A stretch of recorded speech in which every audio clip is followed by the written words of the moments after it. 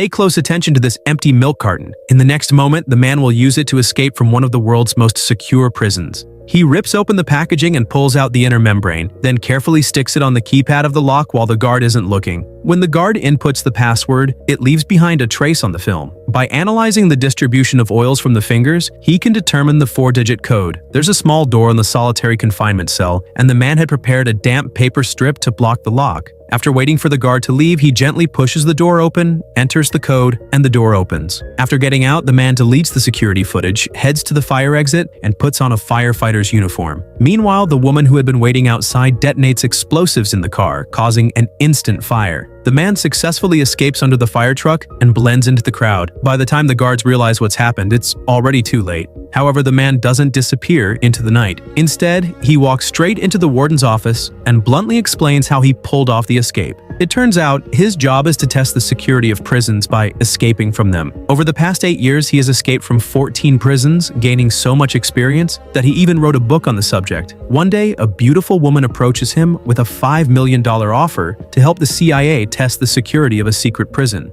Driven by the money, he agrees, just like before, with a fake identity, contact person, and an evacuation password to ensure his safety inside. His companions implant a tracker on him, and everything seems foolproof. What they don't know is that by accepting this mission, he has walked straight into a massive conspiracy. As soon as he steps out, he's abducted by a group of people. They scan him with a metal detector, slice open his arm with a knife to retrieve the tracker, and then inject him with a sedative, knocking him out. In his hazy state, he sees a man being murdered. This mission is far more dangerous than he ever imagined. When he wakes up in a transparent, suspended cell, he quietly surveys his surroundings, unaware that someone is watching him. A man claiming to be the warden meets him. This person isn't anyone from the information he was given, and everything around him feels eerie and sinister. The man wants to quit, so he tries to use the evacuation password, but the warden remains unmoved. What's going on? Everyone is ordered to gather in one area. A bald prisoner starts shouting "friends" and warns that people will die at any moment. The guards stand by, observing the chaos. A group of prisoners surrounds the man, but he's not someone who can be easily pushed around.